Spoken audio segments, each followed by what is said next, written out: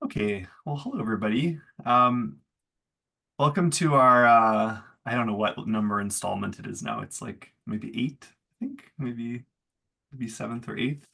But the eighth installment of our suicide justice salon series. This has really been a beautiful experiment in really convening an ongoing place for reflection and conversation.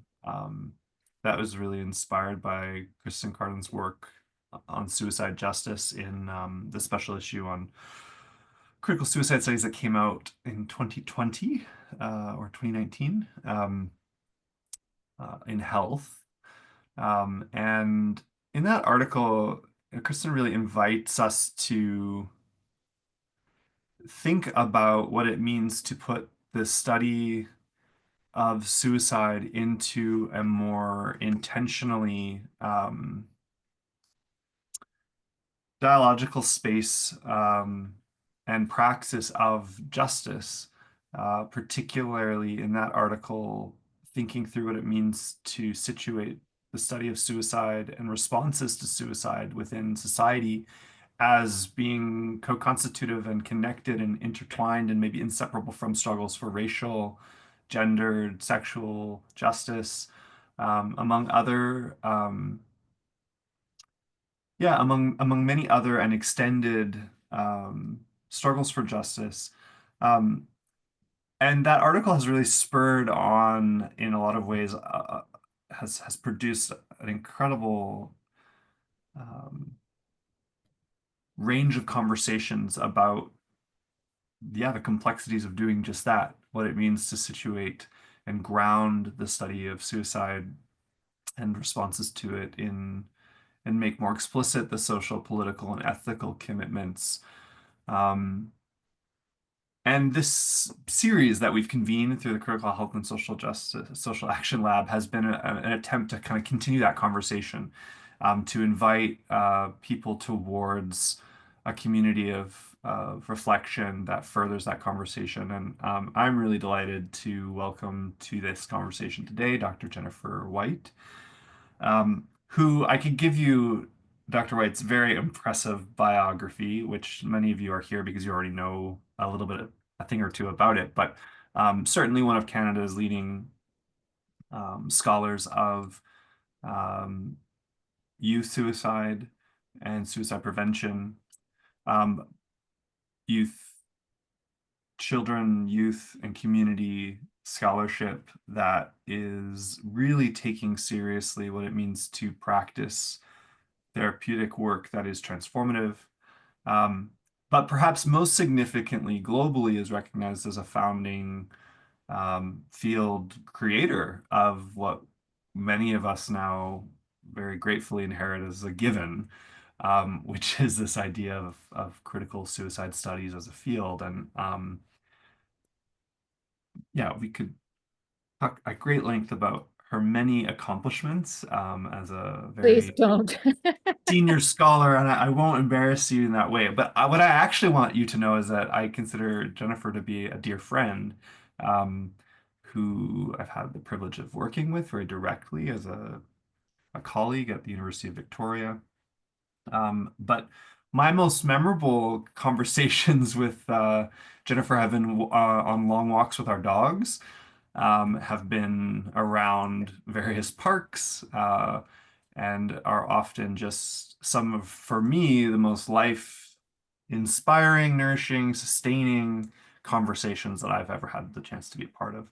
And so I wish everybody gets a Jennifer White in their life. I'm happy to kind of share today in this hour with all of you Jennifer's incredible brilliance and joy in all of your lives. But I really wish for everybody the kind of intellectual and reflexive friendship that I feel with Jennifer. And most recently, we had the opportunity to actually collaborate on an article that's been recently published in Social Sciences, and we'll probably talk a little bit about that today. What's going to take a little different form than our previous chats in this series today is that we're actually going to do this as a conversation for the whole hour, where you get to basically join in on Not a chit chat on a walk, unfortunately, but from our writing desks today. So it's with a lot of gratitude that I welcome you here, Jennifer, and really appreciate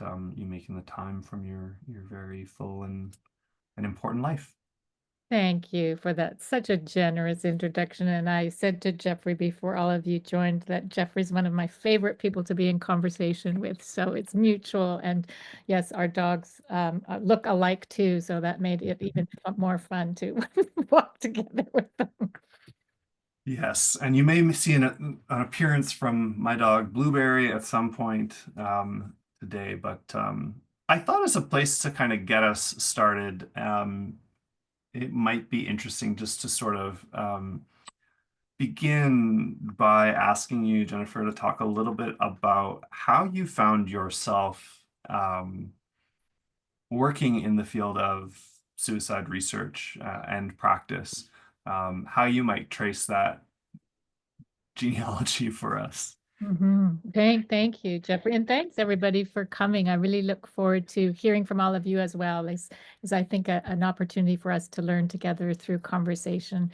Um, so I've been in this field a very long time, suicide prevention. I would say going on probably 40 years. So I graduated from UVic actually in 1980, and I went to work right away as a child and youth care counselor in a residential treatment facility for young people who had a range of what was called at the time emotional disturbance, what I would call trauma, probably more often than not, and a lot of challenging behaviors. And that was my first encounter with suicidal young people in an institutional context. And at the time, our response to it was highly procedural. It was take away people's belts or anything that they might use as a ligature, put the cameras on them for surveillance, and record through your documentation that you'd done these checks. And at the time, of course, as a young person who was complying with the rules, I didn't question it too much, although it was, of course, very disturbing that someone had tried to hang themselves in our facility. It was really shocking and horrifying. But the other part of the story that I like to remember for myself, and it haunts me to this day, is that many of these children, when they would be acting in a way that we would call aggressive, were actually being confined in a locked room that we called a confinement room. And so the idea that we would say, okay, there's nothing problematic about locking children up, but if we're going to do that, let's make sure they don't hang themselves. And so this was the expected kind of standard operating procedure at the time. And so fast forward probably till, I began then working as a counselor. I had a graduate degree in counseling and I started working with people who were suicidal and making suicide attempts. And so then another kind of set of institutional requirements then were around risk assessment and tracking people's risk factors and using a different kind of strategies to sort people into low, medium, and high risk, and then making a treatment plan accordingly. And so I very much engaged in what I critique now, of course, as sort of these standard suicide prevention practices that were about following the rules, being evidence informed, sort of taking the knowledge from what researchers had told us are the right ways to practice. These are kind of the notion of evidence-based practice as like what works based on a particular notion of science. And I would say it wasn't even until I started my own graduate degree in a doctoral program at UBC where I became more disenchanted with what I was doing and more critical. And I then learned other frameworks for thinking critically about the work I had been doing for this kind of 20 year period. And it's kind of a long-winded answer, but what I would say is going back to that original encounter with a young person who was feeling so desperate and hopeless that they wanted to kill themselves, and that our response as an institution of care was to actually center the institution's interests by making sure we had our paperwork all in order, and that we weren't even questioning some of the things we were doing in the name of care and engagement. So that began, I guess, my movement to be much more critical of standard suicide prevention practice. And I think that kind of work began around, the early 2000s. Mhm. And it wasn't called critical suicide studies at the time, but it was certainly me kind of grappling with some of these challenges that I had encountered in my own practice and had been complicit with. Yeah. I think I really relate to this idea of like, if I'm really honest about the trajectory of my career, thinking about the places that I began that work, being actually really formative to the kind of analysis I hold today, but in many ways is a product of an analysis that is critiquing the very practices I was implicated in. You sent me an article from 2009 earlier today of one of the first things where you started beginning to write and articulate this theory, this perspective. And you write a little bit about a different starting place, and you quote, I think it was Patty Later. Mather's work on the idea of like a doubled practice in which we're doing and troubling a practice simultaneously. Um, and we've spent many times and written now some time talking about Alexis Shotwell's work on the kind of critique of purity politics and how social transformation and change, um, there's something really important and vital about recognizing that no matter how pure we want to perform, we're always beginning, and perhaps some of the most ethical work is actually about beginning from a place of being overt and reflexive on how we're implicated in the very problems we're critiquing. Um, I mean, I appreciate that about your work, but I also know that it's like core to how you understand knowledge, like this very traditional notion of like evidence-based practice or scientist practitioner models of education, which are about like taking research to inform practice. You operate from a different set of assumptions about where we start. And it's interesting hearing you trace your career from your practice, and the ways in which your practice troubled you. I wonder if you Mhm. could talk a little bit about your theory of how you understand that relationship between practice and Yeah. research and Thank you. and the knowledge we're creating here in this field.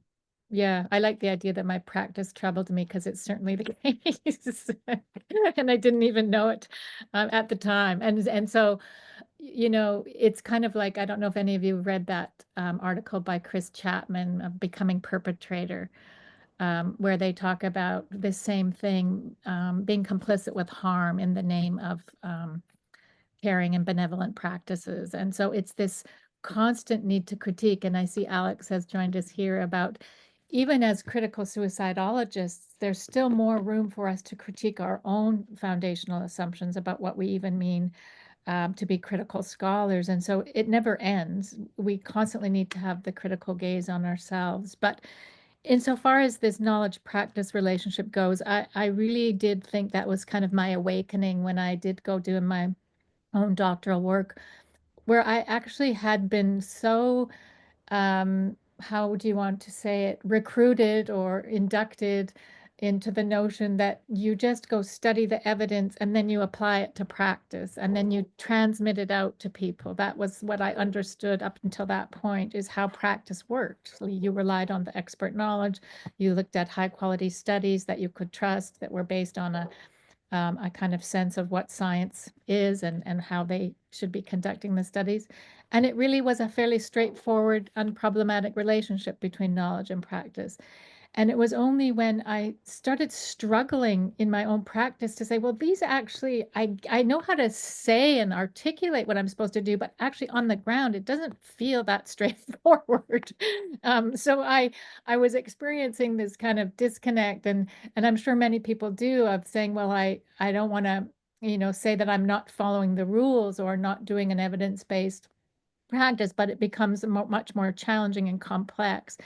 And once I realized that there's other ways to think about knowledge and there's other forms of evidence that don't come out of a very narrow notion of what counts as knowledge, including people's lived experience, people's cultural knowledges, the ways in which we engage poetically or artistically, or in a sensory way with the world around us. And it made me feel, I think, that there was so many other ways that were possible for going forward to think about this knowledge practice relationship. So I wanted to critique that. And then, of course, that opened up a whole realm of things to critique within how we did kind of mainstream suicide prevention practice, which is very much rooted in a biomedical, positivist, individualistic framework for thinking about suicide and prevention.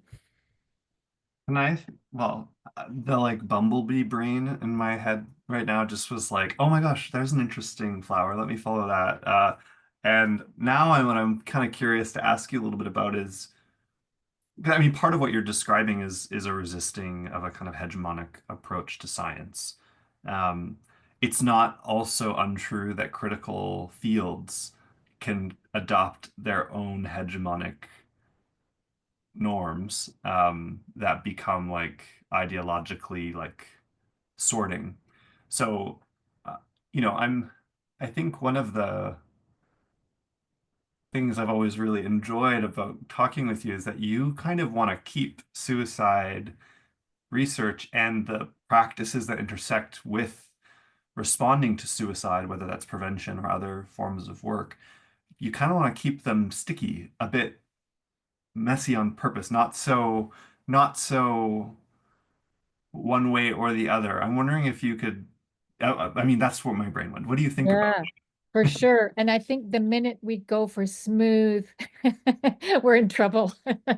I think when we want to reduce the stickiness, or when we say, oh, we finally got it, here's the way, I think that's when we run into trouble. And so this requirement to tolerate uncertainty and the ineffability of suicide that will sometimes remain partly unknowable to us, and that we can't completely pin it down, is exactly the world we live in, and is exactly, I think, how we need to situate ourselves in relationship to not just suicide, but knowledge and practice, and how we want to go on together. And so this tension you're hinting at, Jeffrey, is also around, we certainly don't want to say, well, we've got the answer and we're just going to do away with the standard practice, and then here's the new way, because that just becomes another kind of framework that's trying to enclose everything and pass on a single answer, which is not what we're trying to do. I think we're trying to proliferate many possibilities, recognizing that some of the standard ways of practice can be helpful to some people. It's not saying they are not ever helpful, but it's saying, but there's more things that we can be thinking and doing. And let's be mindful of some of the limitations it? and the folks for whom these particular practices and modes of recognition aren't working. Yeah. Mhm. Yeah, I mean it's interesting, or maybe we can pivot here to talk a little bit about this. I wonder when you set out in your work, particularly when you began to feel the troubling of it in your doctoral studies, to create a field. But in a sense, you've been very much a part of that vanguard. So I'm curious, like, to hear a little bit about that origin. Um, there's like very resonant fields of practice, in Canada, particularly in MAD studies, anti-psychiatry, critical disability studies, CRIP studies, um, a series of iterations of feminist, queer, and trans scholarship have made resonant interventions. Um, and it's often only years later that they become reflected on as schools of thought. And you've very much been a part of the formation of a school of thought or a field of inquiry or something. We've been searching for words for some years, but I wondered if that was conscious to you at the beginning, and then if it wasn't, when it became so. When did you start to go like, oh, we're onto something here, where there's something forming here, a collective sense. Yeah, such a great question. And when I was writing critically in the beginning, I thought I was on my own, and it felt risky. and it felt like I faced a lot of rejection from journals about my papers not fitting with a scientific ethos. I remember getting a notification from a conference submission saying this is a political speech. This was from the scientific committee, by the way, who, of course, would think of themselves as apolitical and neutral and outside the realm of politics. So the irony is not lost on me. So, yeah, I was feeling it felt risky. I felt on my own, but I knew that there was something that needed to be said. And so I kept at it. But it was when I discovered there were others in the world that were also questioning. And so Ian Marsh, if any of you have read his book, Suicide, Foucault, History and Truth, that was a revelation to me. It's like, oh my God, here's this person over in the UK that's doing this whole piece of work and like a Foucauldian analysis of suicide.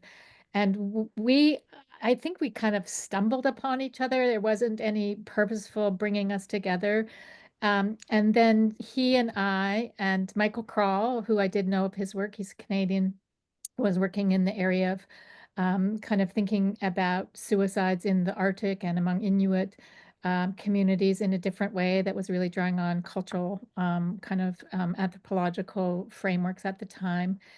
And my own graduate student, Johnny Morris, who was also working with me here in Victoria on a kind of critical interrogation of how we do suicide prevention in the classroom. And we all came together at this kind of weird conference in Prague. And we met Heidi, who's a Norwegian scholar, Hjelmeland, and we were thrilled to discover that there were other people that were also wanting to critique how we do it. So that was the sense of, oh, there is more here to create a collectivity and to build something. And I think that would have been back in 2011-ish, like the mid 2000s. And that for me was when we literally, and I'm not kidding, wrote on a napkin in a place where we were having a drink after about this book. Like the origins of this book really began on a cocktail napkin in Prague. Well, we met shortly thereafter in 2015 initially, and I moved to UVic in 2016, I think it was, or late 2015, one of those years. And I guess I'm just reflecting on this because I want it to be really clear to everybody else here, especially those of you who are newer to this work, that at that time, it already felt like a thing. It already felt like a field, a movement of thought, of scholarship, nascent, but forming really rapidly. And I'll never forget a moment we were talking about a project that I was working on at the time, I think my book, and talking about some of the key, um, yeah, theoretical or conceptual interventions I was trying to make, and you asked, you were like, have you ever thought about applying this set of ideas to the problem, not of community violence, but of the issue of suicide in First Nations? And it was like a very pivotal moment for me of going like, oh yeah, I I could look at one of the most pressing issues in my community through these sets of critical questions again. And it was an invitation that I'm really grateful for. It's changed my life in a lot of ways. Um, but I just wanted to relate that because that's like about a 4 to 5 year period between the napkin and a fully like moving emergent field of work.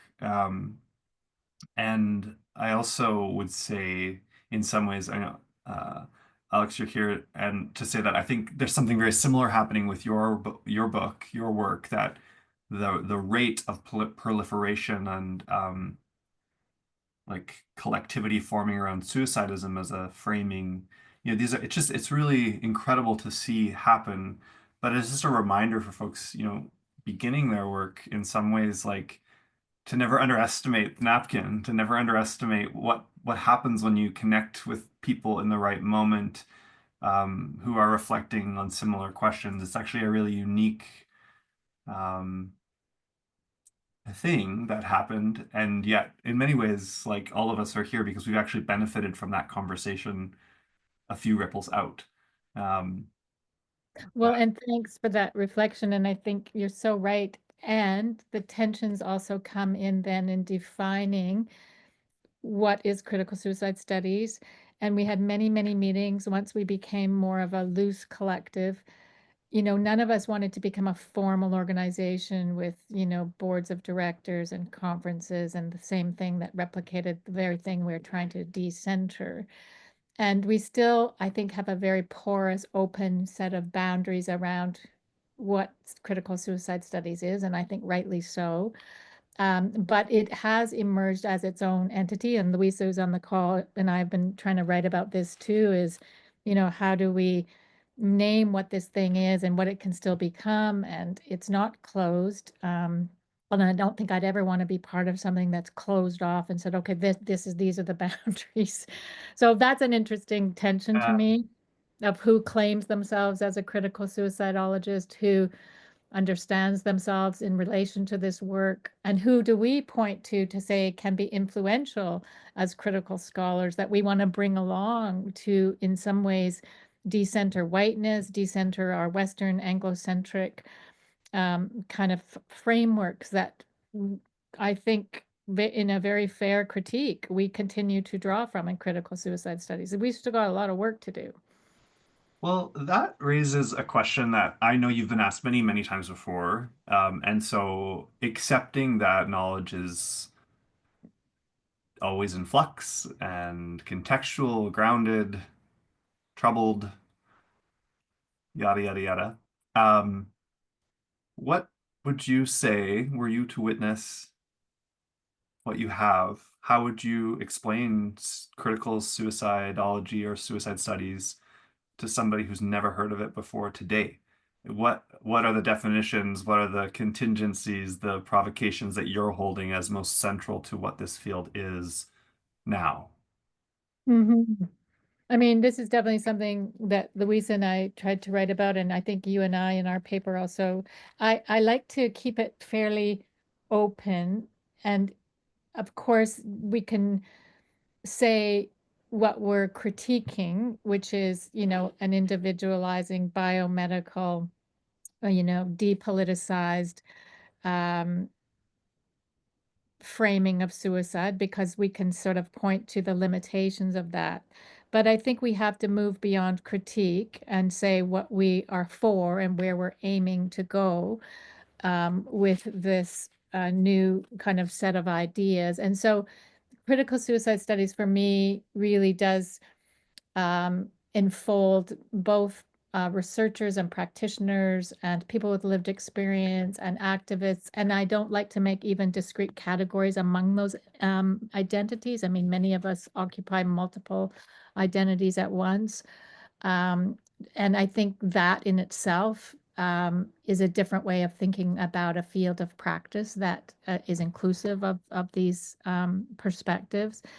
And in some writings, I've talked about it, it's more than an intellectual movement. It's much more than a research community, because it does bring in um, uh, people who wouldn't call themselves researchers, but people who are interested in identifying other pathways forward in the midst of a world where people do feel that they've been left behind, or they're being expected to live in degrading conditions of violence, where suicide is an understandable response in many ways.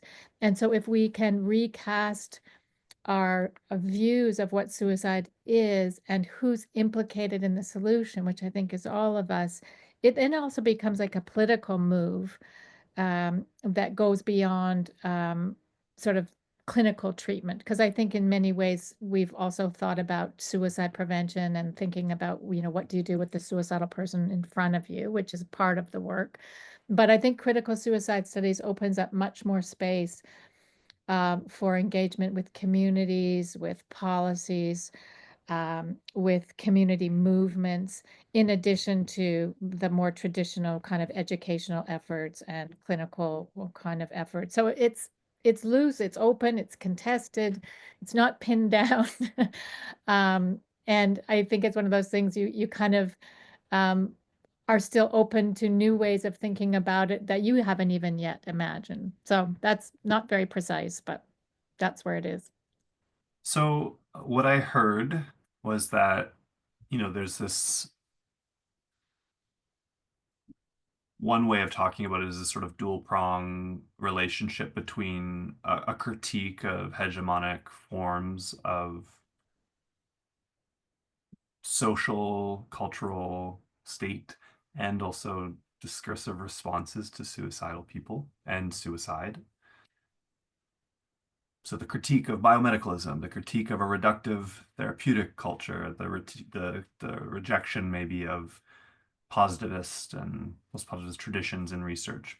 But there's also this like, what are we for? This, drawing on abolitionist languages, like what are the future worlds of practice and life relating to suicide that we want?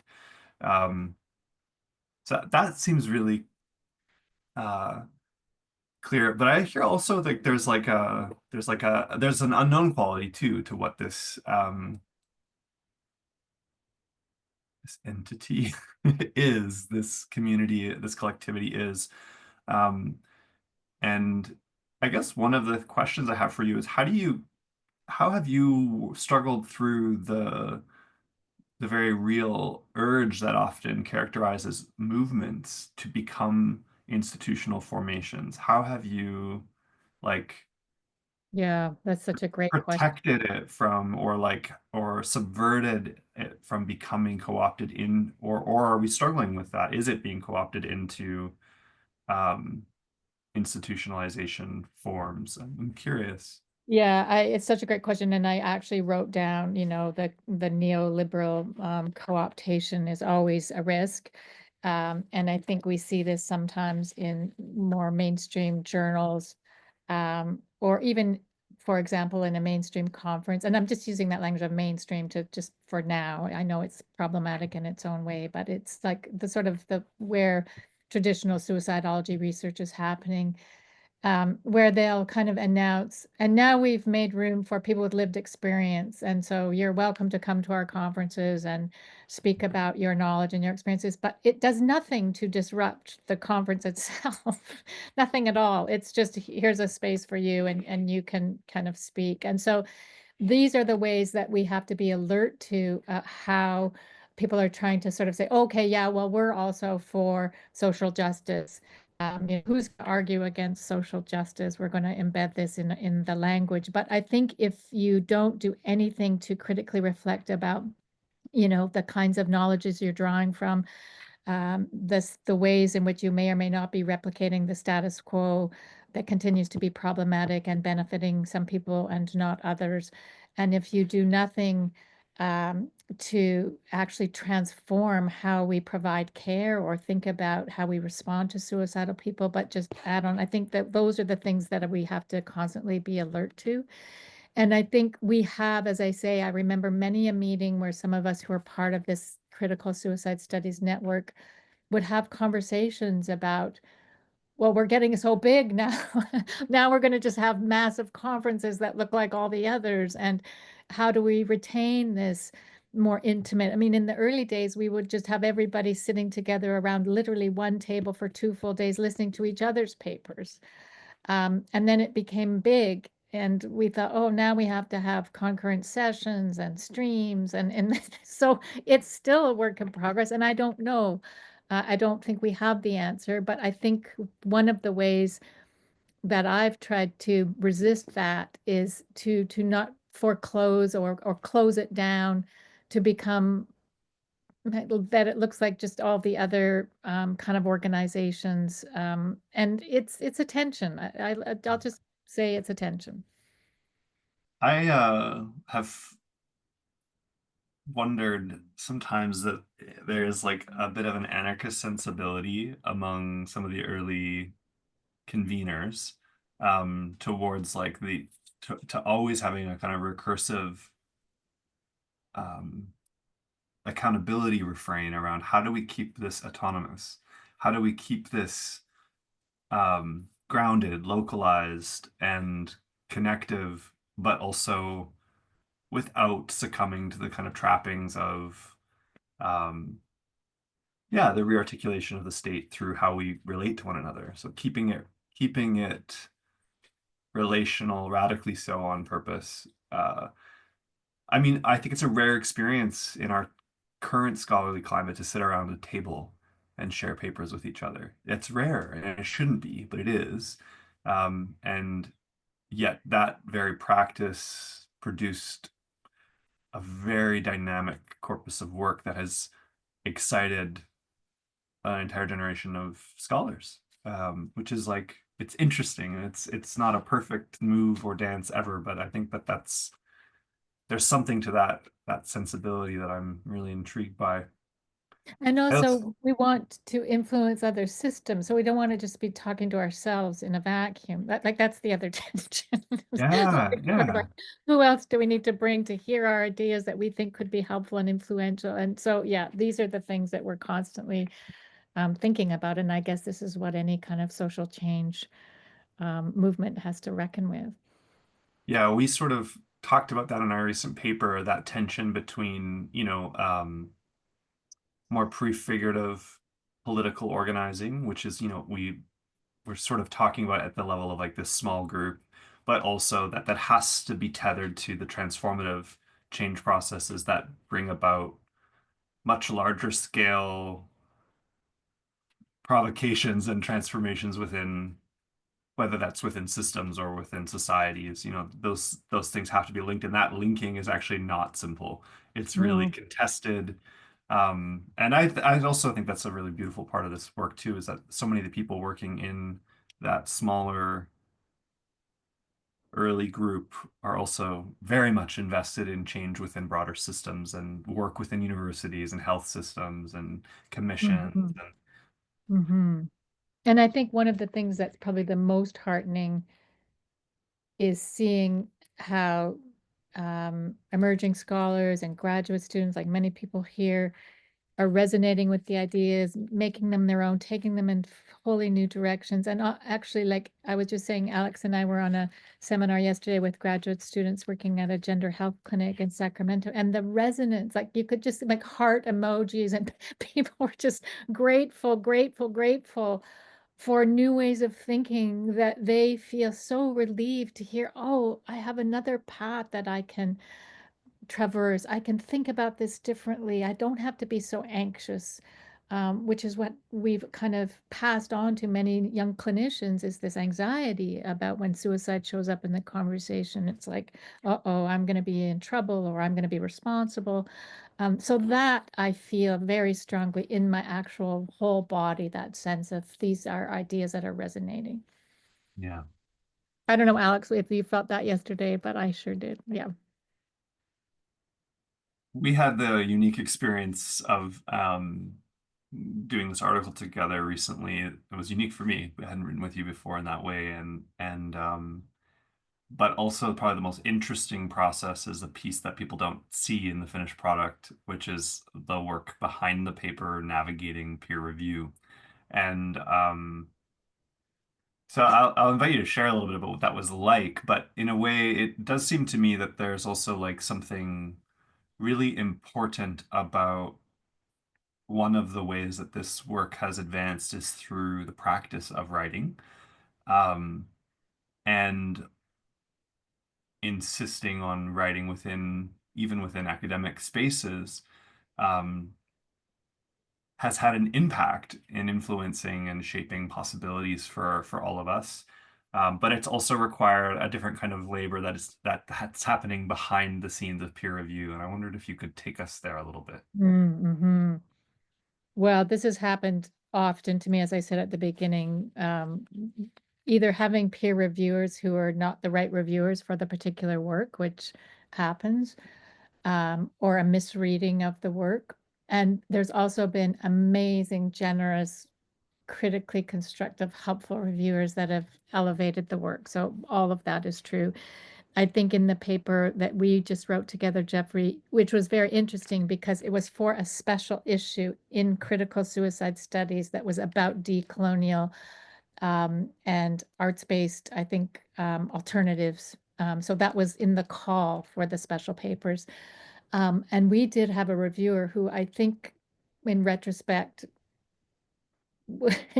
didn't either read the the call for papers, didn't understand what critical suicide studies was, and literally asked Jeffrey and I uh, to engage in what they called cold analysis.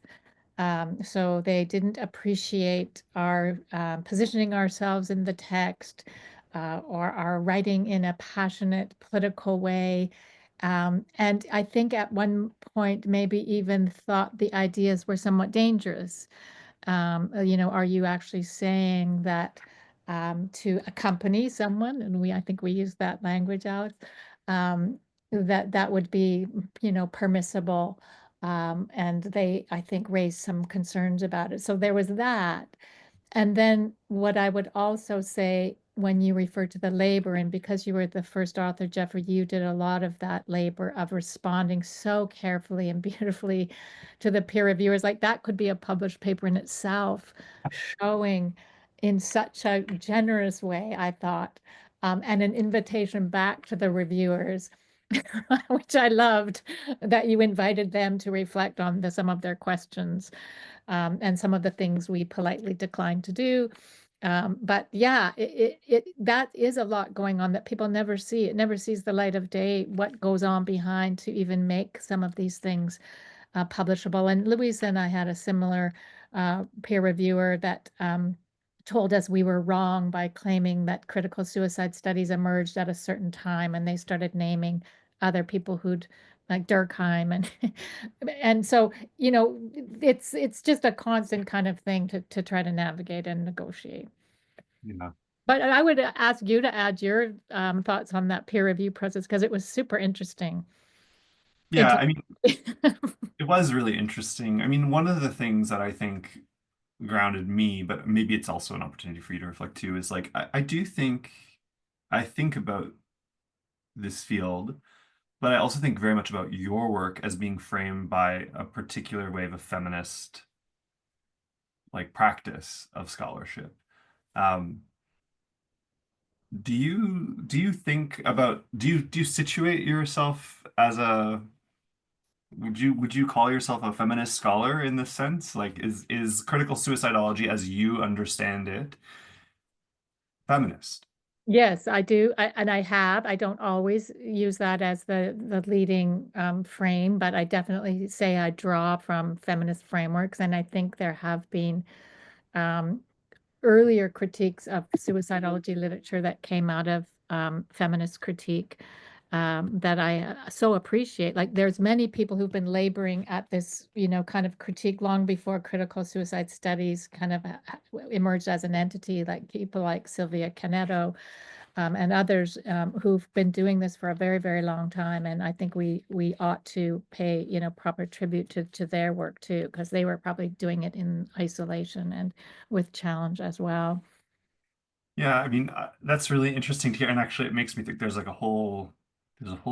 some delicious work there to be done actually in writing about the feminist like influence and what kinds of feminist interventions have been made and maybe have yet to be made in this field. Um, because I think so much of the work of responding to reviewers, as I've experienced it with you and in that particular paper, was for me about really challenging some of the normative assumptions that are very, very much patriarchal in at their root. Mm. And yeah, and are in part reminding these reviewers of the political projects that they're upholding, um, and the political violence that it upholds to participate so casually and flexibly. Yeah, and I think just one other thing to add that came out of, one of the really great reviewers' commentary was about you and I were drawing on a lot of Black feminist, Indigenous, queer theorists, and there was a question about can we claim these people as part of critical suicide studies when critical suicide studies continues to be dominated by white Western um, kind of European frameworks of analysis. And I think that's another tension. Like, how do we say we're diversifying, we're drawing on other cultural and intellectual traditions while what's being published and being kind of read is continuing to be predominantly English speaking white European frameworks. And I think that's a very fair critique. And so the questions that reviewer raised were really helpful for you and I think, to say, well, how do we want to address this, and what's the work that we still have to do as a community? It's interesting. That reminds me of another Jennifer, Jennifer Nash, who's this incredible Black feminist scholar, wrote a book in 2019, I think 2018-19, called Black Feminism Reimagined After Intersectionality. And she reflects on how Black feminist thought has become a very cherished but also guarded archive. And that her archive of Black feminist thought includes like white Marxist scholars, anarchist scholars, and people that are sometimes narrated as outside of the political projects of Black study, and invites us to think about Black feminist thought not only as a tradition to be protected, which it ought to be, but also as a field of encounter, of invitation, of possibility, a site of generosity, rather than a possession to be defended. Mhm. Um, and I heard something resonant in what you were just describing there about this reviewer's comment, and it was something I was thinking about with you at that time, which is about like my understanding of critical suicide studies scholarship is an archive that's bigger than the story of how critical suicide studies came to be. Yeah. As I think yours, as you just hinted to, very directly talking about Sylvia's work, for example, or Katrina's work, um,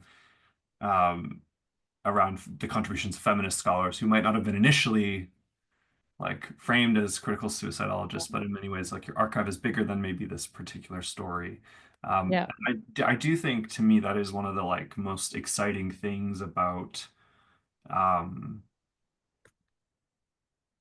critical suicide studies is that we can think about our field of practice and interaction and intellectual tradition not as what Jennifer Nash talks about as like identity property, but Hmm. instead as something that is more relational and that invites like a kind of solidarity building between movements of people. Yeah. I don't know if that's land or Orientation, like making an any orient, sense. yeah, like an orientation or a mode or ethos. Any of those words fit more than a contained identity for sure. Yeah, that piece around property, though, I think is so much at the heart of these like anxieties and fears about like not only appropriation, but also um, I'm not interested in Indigenous studies, for example, just because I'm an Indigenous person. I'm interested in Indigenous studies as an Indigenous person because I believe Indigenous studies offers analytics of liberation for all people, not because Indigenous people don't need liberation ourselves, which we do, but because those politics of liberation have implications for the whole world. Um, and I think that's a different way of thinking about criticality than an area study or an identity-based field of practice.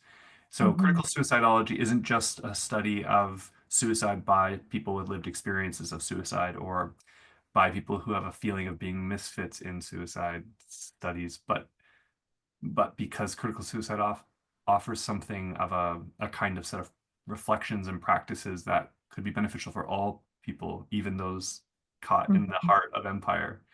Uh, Yeah, and we sometimes call that world making, and that this becomes a possibility for other world yeah. projects. Well, I've said a lot.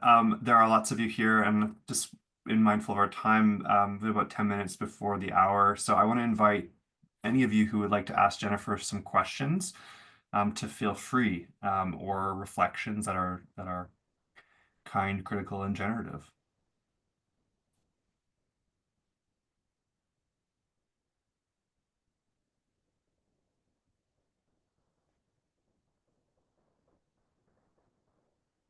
We've stunned them, Jennifer. Maybe.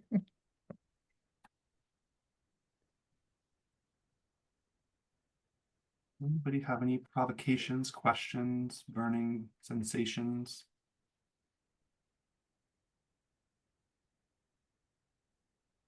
But heart emojis, we'll take it. I'll turn off the recording, just remembering to do that.